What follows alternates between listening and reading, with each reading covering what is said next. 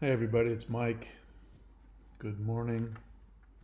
Well, good morning. I just woke up. So, I want to talk to you about the idea of counter abuse. If you have been in a romantic relationship with an untreated borderline for any length of time, then you know what it's like to be on the other end of abuse.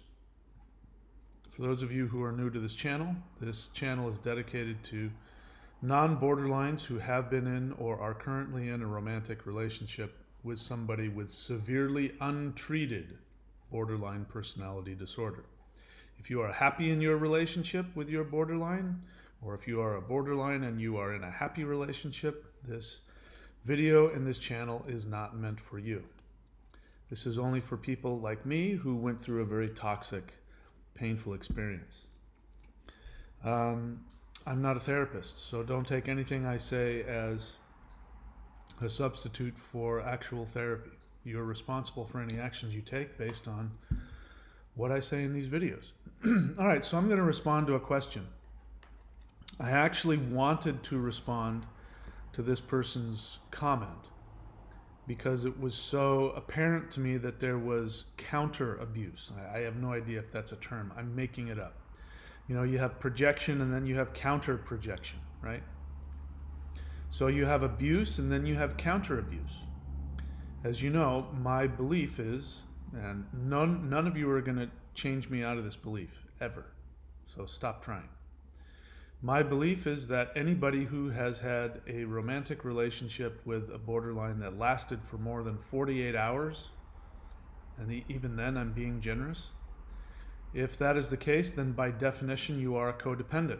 Codependence is a definition that I think works is codependence is a relationship dynamic where one person takes on the slack for the other person's dysfunction.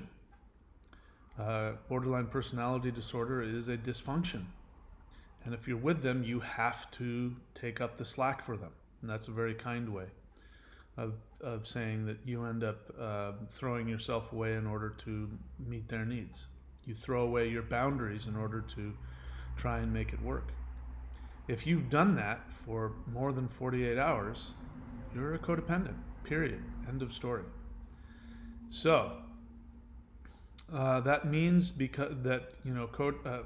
borderline personality disorder is a mental illness, which means that people who have borderline are at their core essence, they are arrested at somewhere between 0 to 2 years of age when they perceived and experienced major trauma. Could have been abuse, it could have been violence, it could have been neglect, which I think might even be worse than anything.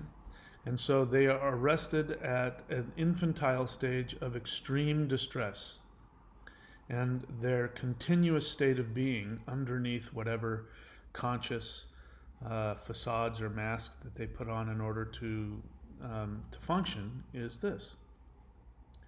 So when anybody is always feeling like this, which I'm not trying to minimize, I'm trying to get you the feeling of how horrible that must be, they act out in very destructive, abusive ways, trying to regulate themselves and make themselves feel better. And so that's why it's a mental illness. It's a big deal. Now, having said that, in order to keep the relationship going, you must engage in counter abuse. Now, maybe you don't yell, maybe you don't scream, maybe you don't throw things, maybe you're not violent, but you do engage in codependent, passive-aggressive at the very least, abuse, because otherwise the borderline will discard you. So people talk about, I've been in with my borderline for 10 or 20 years. It's like just amazing lengths of time. And as I've said before, at some point the final discard will come. Either the borderline will discard you completely, and not hoover you back, or they will cause you such damage, betray you on such an intense level that you will not be able to repair or allow them to hoover you back in. And that is because this is called projection. They project onto you their internal state of being, and their internal state of being is one of feeling completely worthless, unlovable, self-hatred on a deep level, and so they can't tolerate love. They want it more than anything in the world, but they can't tolerate it. As long as they're untreated, bear in mind I'm talking about an untreated borderline, as long as they're untreated. So when you actually do love them and your love hits its mark, their response is to lash out at you. They don't want to do that. They don't consciously mean to do that, but they do that, and they do it, depending on how their borderline, where they are on the spectrum and how it expresses itself. It can be in incredibly cruel, cold, horrible ways. So what they are also doing is they are trying to show you how they want to be treated. Now, they don't consciously know this either, but what they want is they want to be abused. And so you'll notice that borderlines will vacillate sometimes between being with narcissists or being with codependents. Narcissists, they like being with narcissists and will stay with narcissists for longer periods, usually, because narcissists do not have any empathy. They don't have any love. They cannot express love. And so that frees up the borderline to continuously stay in their projection of, chasing after somebody who will never love them, which was their experience when they were this. Chasing after mommy and daddy who never returned their love or allowed their love to penetrate.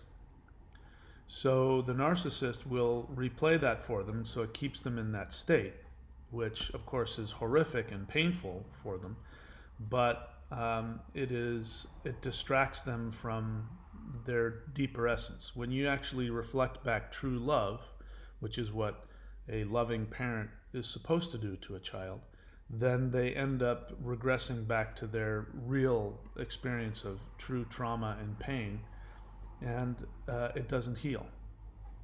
Got it? It's a broken record. You got me? So the point of this video is to help you understand that if you've been with them, and you especially want to be the super empath who stands there with his or her red cape flapping in the wind with your big red E on your chest as you love them unconditionally and only have good intentions and only think of what's best for them. Well, if you've been with your borderline and you have experienced them splitting on you and causing you pain more than 2 times, you have had to engage in some kind of counter abuse in order to keep the relationship going. And I'm going to prove it to you. This comment here, somebody asks me a question. I wanted to respond to this, but the more I thought about it, I said, this person, really needs some therapy, and it's, for me to thrust this much truth on them at this point might actually be harmful. So I decided against it. I even made a video and then I deleted it. But since then, that person has edited their comment and actually has written the word question. So they want my response. So I'm going to respond, and I'm telling you, you're not going to like it. So this is from Darren Clements. So Darren seems to be asking an honest question, which I appreciate. So let me be clear. It is not my intention to single him out or to embarrass him. I believe that he is uneducated when it comes to recovery from codependence. So, the promise I make to you on this channel is that if you leave comments, the whole world can see them, whether you like it or not. And I'm going to respond to your comments honestly. If I think that you are, if you're abusive, I'll block you.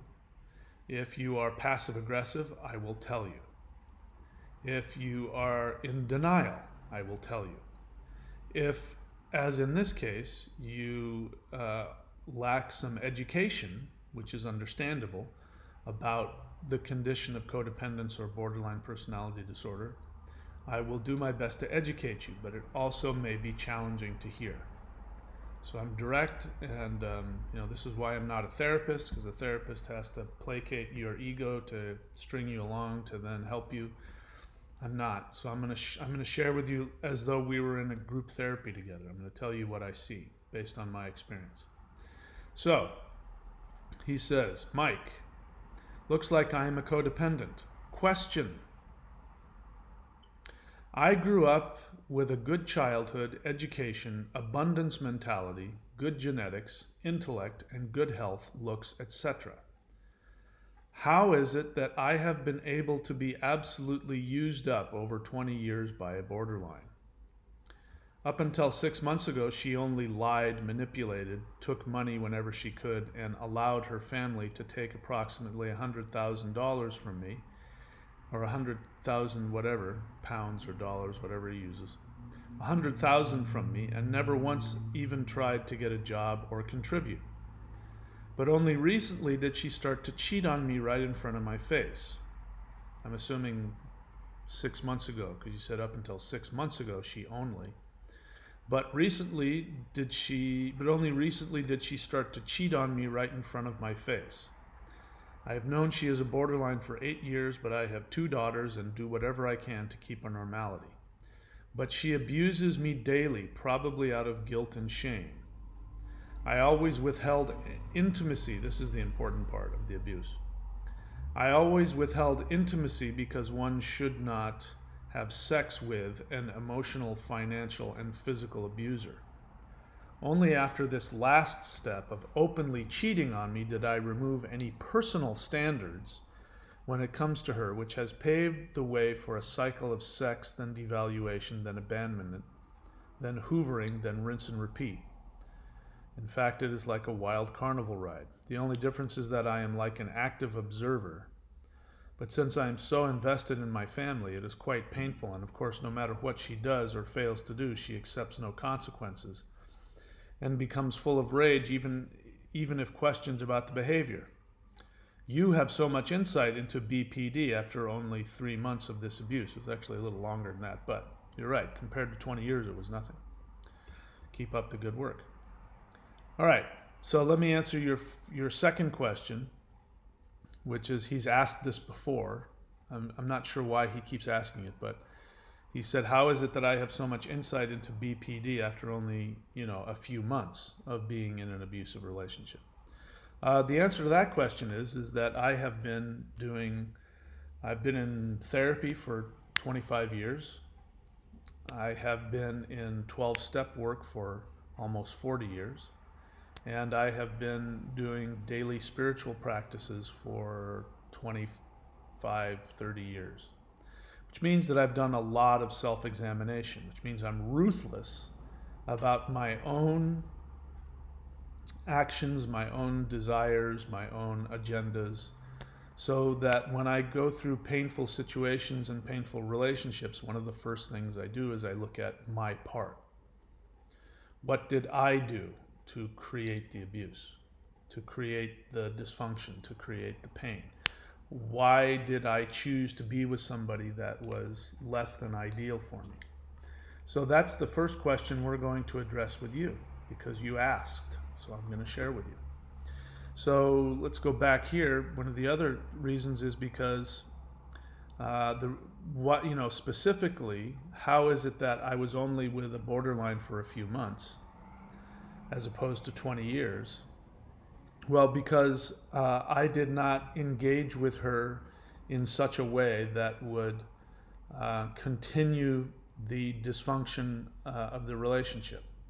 So if you were with your borderline wife for 20 years, it means that for 20 years you chose to engage in counter abuse, because there's no way that a borderline will stay with somebody if they do not do that.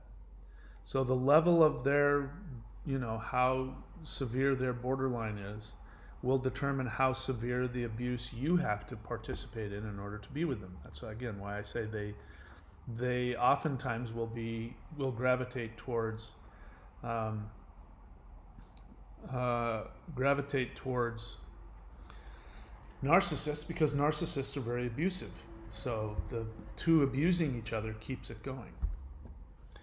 Mine didn't last very long because I didn't follow that, because I've been in therapy. I mean, I have my own issues, obviously. And, for me, there was a point in time towards the end where I was desperate, and I was, in my addiction in the relationship, and I didn't want to lose her. And there, she was splitting and devaluing me, and it was clear she was getting ready to dump me. Completely. And so I started fantasizing about trying to be the abusive partner that she talked about having, who was clearly a narcissist. And I fantasized out of my pain and my anger and my desperation to keep her, that if I were to treat her that way, maybe she'd stay. And there are people on here who will even talk about that they choose to do that. They choose to be abusive because they know it will keep the borderline with them. So to answer your question, the reason why it only lasted for a few months is because I didn't choose to allow to be, conned into becoming less conscious and more abusive. And so a true borderline won't be able to handle that. And so they will discard you if you're not abusive to them. So that's the one thing. So let's talk about your abuse. So first, let me go here. You asked me this question. It says, looks like I'm a codependent, and then you say question. I grew up with a good childhood, education, abundance mentality, good genetics, intellect, and good health. How is it that I've been able to be absolutely used up over 20 years? What makes you think any of those things have anything to do with mental health, emotional, or spiritual health? I mean, I grew up in a well-to-do home, and my dad made good money, and he was a chronic alcoholic who drank himself to death. If you were to look at us from the outside, if you were to come and spend a day at our house, probably, you would think that we were back then in the 70s, the perfect suburban American family. So on the surface, everything looked good. I have, like you, I grew up with a good education. I don't know about an abundance mentality. Obviously, I have good genetics. I have a good intellect. I have good health. And you put down here good looks. What does good looks have to do with anything? I don't know what that has to do with anything. But that tells me a lot about your mindset, which is very codependent, which is very superficial. For a codependent, looking good to the world is everything. Other people's opinion of you is everything. How you feel about yourself, not so important. You put down here, how is it that I've been, in this horrible relationship for 20 years? On paper, superficially, I look good. Doesn't mean anything. Darren, doesn't mean a thing. And now let's get to the abuse. So there's all kinds of, we don't know all the things, but there's no doubt in my mind that you were controlling, passive aggressive, and abusive in the normal codependent ways. But you make it really clear what you did. So if I'm reading this correctly, you have been with her for 20 years, and for 19 and a half years, she did not cheat in front of you. I don't know, does that mean that she cheated behind your back? Or does that mean that she was faithful to you? If she was only cheating behind your back, then that would definitely fit in with your need to look good superficially, because then nobody would know about it. So that's okay with you, but maybe she didn't cheat on you at all. And then according to you, up until 6 months ago, she started cheating on you right in front of your face. And this causes you questions as to why. But you make it very clear. You say, I always withheld intimacy. So I'm assuming always means for the entire 19 and a half years that you were with your wife. You withheld intimacy because one should not, and this is very codependent. There's a lot of guilt and shame that you project onto her. One should not have sex with an emotional, financial, and physical abuser. So you say that you're not going to have sex with her as long as she doesn't do what you want. And I have no doubt that, being a borderline, that she did all the things you say she did. But it's not that you should withhold sex from them. It's that you should not be married to them. Now, you've been with this person for 20 years and you have 2 daughters with her.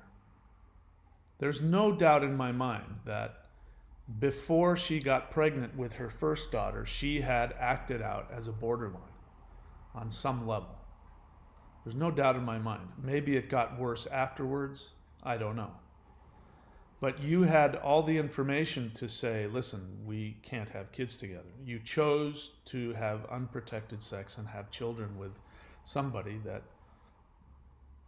there must have been some signs, but according to you, you were conscious that she was a borderline for 8 years. And then you say, but I have 2 daughters and do whatever I can to keep a normality. That's codependence. Pretending to look good on the outside. I mean, do you think your daughters don't know that there's this horrifically dysfunctional relationship? Do you think that they haven't been already severely impacted emotionally and psychologically? I would say to you, I hope that your daughters find therapy, because you've taught them to spend 20 years stuffing everything down and pretending that everything looks good on the outside. You have taught them that if they get married, that when they marry an abusive, dysfunctional male, that what they should do is what you did, to stay in the marriage and to stuff all of their feelings down and not let the world see how bad things are. Do you think that's good? What makes you think that that was good? The kindest thing you could have done to your daughters is, when you became aware that your wife was borderline, is to say, hey, listen, girls, mommy's sick and this is really dysfunctional and this is really painful, but we're going to get a divorce, and it's not fair to you to try and keep this abusive, family life going. I'm going to seek out therapy for myself. I'm going to suggest that mommy seeks out therapy, and we're going to try and get some help. And I want to help you too. This must have been really painful. I want you. That would have been the kind thing to do. Stuffing it all down and saying, stop, don't deal with this, was not helpful. Now, I'm not trying to say you're abusive to your daughters, but you're definitely teaching them the wrong thing by not looking at it. But here's where you became really abusive. In terms of, I'm sure you were abusive in other passive-aggressive ways for sure. No doubt controlling, and I know that because of what you're about to say here. You say, she abuses me daily, probably out of guilt and shame. That's not why she abuses you. She abuses you because she's sick. You don't see that yet because you don't have enough education on what codependence is yet to understand that. And then you say, you use this as an excuse. You say, she abuses me daily. I always withheld intimacy. So you used sex as a weapon. That's extremely abusive. I've been on the other end of that. It's extremely abusive. You have this moral thing about it, which is that you're going to not have sex. So you have some moral righteousness about using sex as a weapon if somebody doesn't do the right thing emotionally, financially, and physically. I don't doubt that she was abusive to you, but instead of leaving the relationship to take care of yourself, you obviously, based on this, because if you know anything about borderline personality disorder, they're often hypersexual. So this is one of the ways that she uses to divert herself from her continuous experience of her borderline mental illness, which is this: she's in constant pain all the time. And so, understandably, things that feel good, we all want to feel good. So, borderlines become very sexual um, in order to deal with that. You must have known that because you chose to withhold intimacy. You choose to withhold sex so that she would get in line. It's because you think that then that's going to make her emotionally, financially, and physically non-abusive. But that's really abusive yourself. And then you wonder why she's cheating in front of you? Of course she's going to cheat in front of you. You're her husband. As her husband, you have made a vow to take care of her physical and sexual needs. Now, don't get me wrong. I understand if you're hurt, it's hard to have sex with somebody that you're hurt, that you're angry at. But you consciously used it as a weapon. You withheld sexual intimacy from her because you thought you could shame her into doing what you want. Extremely controlling. There's nothing loving about that. You even say that. You do it because you have this moral judgment that sex is evil with bad people. Bad people you shouldn't give sex to them. And then you show that you continue to use sex as a weapon because after she starts cheating on you, then you say, only after this last step of openly cheating on me did I remove any personal standards when it comes to her, which has paved the way for a cycle of sex, then devaluation, then abandonment, then hoovering, then rinse and repeat. So you've now got yourself in a situation where she's having sex with, I guess, more you and the other person, I don't know if that's right, but now you're using sex as a method to control her because you think, well, now that she's having sex with somebody else in front of you, which is understandable because you won't have sex with her, and she's going, well, screw you, since you're going to deny this and abuse me this way, I'm going to get you back by having sex right in front of you. You can't stop me from having sexual satisfaction. If you're not going to give it to me, this guy will, and I'm going to throw it in your face because you abused her sexually by not giving, by not providing it to her. Again, if you're going to, I don't understand why people stay in sexless marriages. I don't get it. I have an extremely high libido. And if I'm with somebody, this is like, base thing. If you're not willing to, if that's not something that you want as much as I do, and or at the very least, if you're not willing to be my partner and help me, fill that need, then there's no relationship. There's nothing to even talk about. So you not only took it away from her, but you tried to keep her in the relationship by not giving it to her. It's really abusive. So the reason why that she was with you for 20 years is because you continued to abuse her for 20 years. You, if we want to look at you as being the codependent, quote, victim, you walked into this, and then she started, because she has a mental illness, and this is what is going on with this at the core of somebody who has a mental illness. You didn't know that, now you do. Because she was like that, she was abusive to you. You chose to stay, and then you chose to counter-abuse her, among other ways, I don't know, but sexually abusing her by withholding sex as a way of controlling her. And then you tried to keep her in the relationship by now, as you say, getting rid of your standards. And I don't think that abusing somebody sexually by, withholding sex, I don't think that's a standard. But your boundaries, definitely, you threw your boundaries away. But you did that because you thought by having sex with her, you could keep her in the relationship, which is, again, abusive. You don't see that? I later asked you, before you changed this into a question, do you see how you were abusive to her? And you say, let's see. I think you said more, but I don't see it here. Anyway, you said something along the lines of you're an alpha male and blah blah blah. But I was hoping that you would see that you were sexually abusing her by denying her sex and how abusive that was, how controlling that was. Anyway, classic codependence, my friend. This is not designed to make you feel bad. It means you need help. My first recommendation for you, Darren, is you need therapy. You need, because you're not aware. I'm not going to be able to educate you in one video.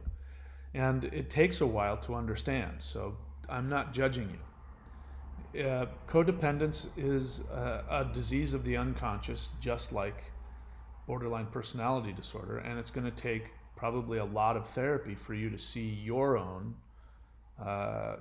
faults as a codependent. Faults is the wrong word. Your own blind spots, your own unconscious agendas, the pain that you suffered as a kid. So based on the intensity of the codependence that you're exhibiting here, your childhood there must have been some major dysfunction. There must have been something going on with your parents.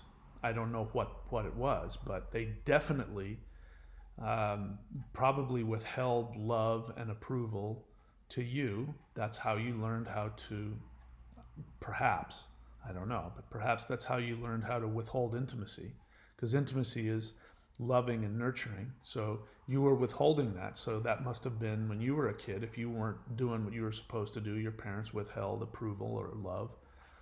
Just because you grew up with a good childhood education, abundance mentality, which has, I don't know what that means. You mean it was important for you to make a lot of money? I don't know.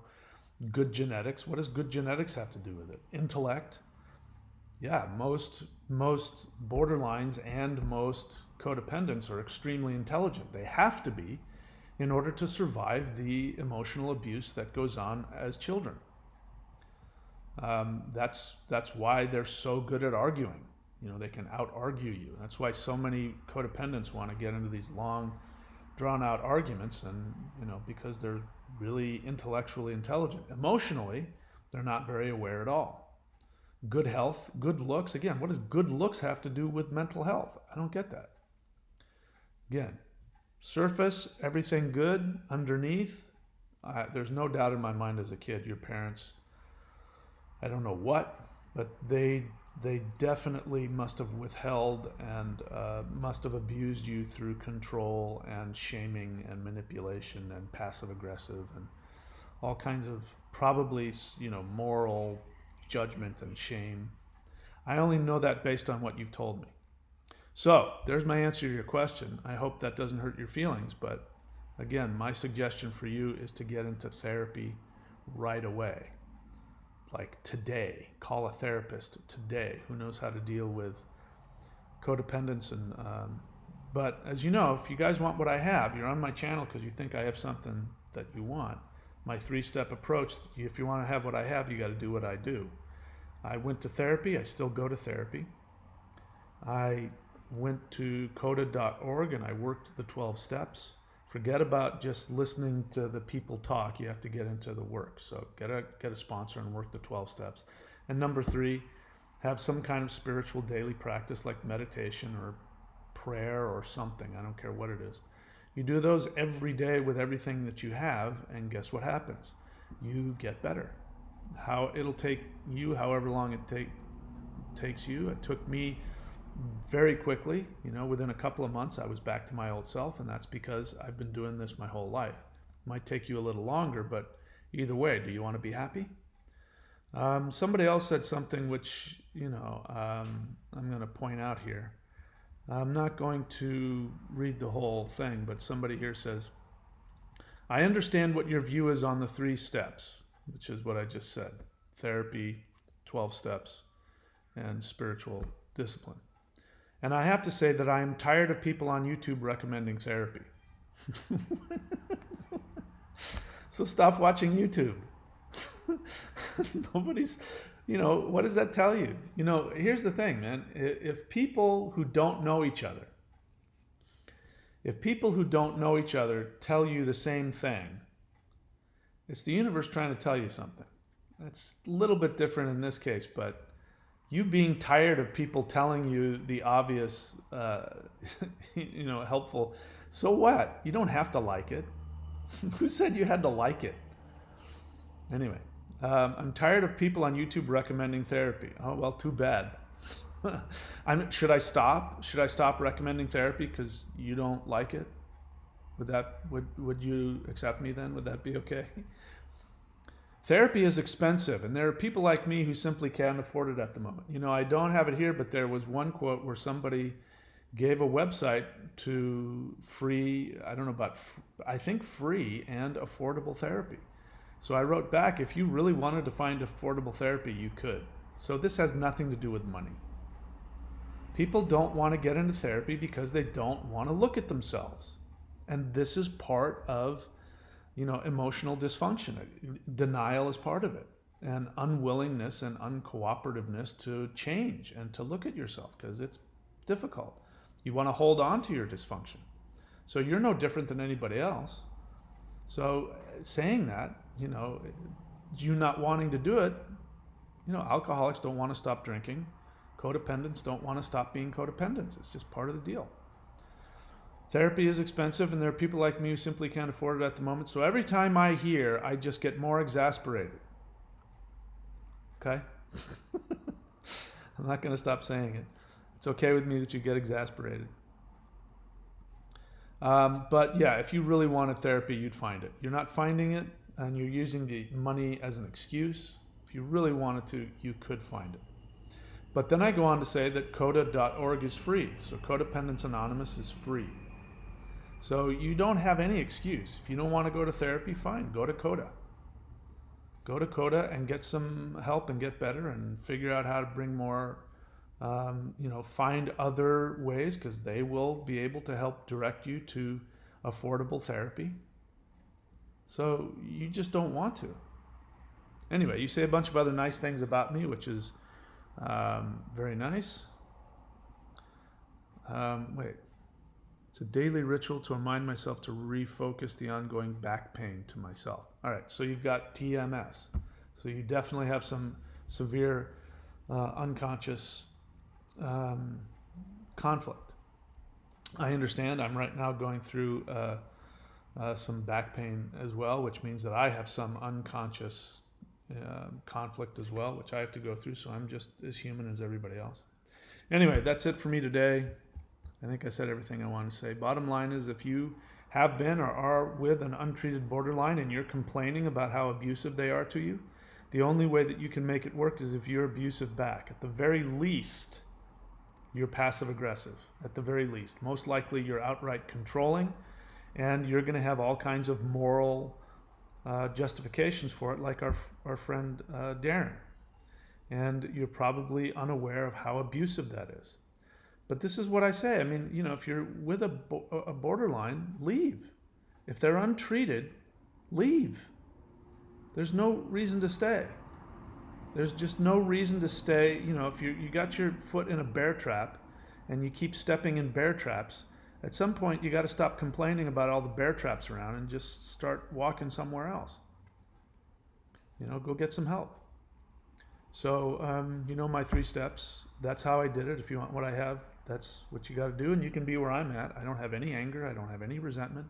I have nothing but compassion for my borderline ex. If I thought that having her in my life would be helpful to her or me, I would still seek her out as a friend or whatever, but I don't believe that's possible. So I continue to stay in a state of no contact, and I believe that will be the case for the rest of my life with her.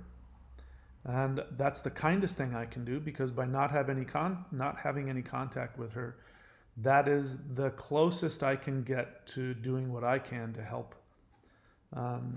encourage her, because the way she'll remember me is that guy who didn't want me in his life because he would only have me in his life because he thought I was borderline and needed therapy.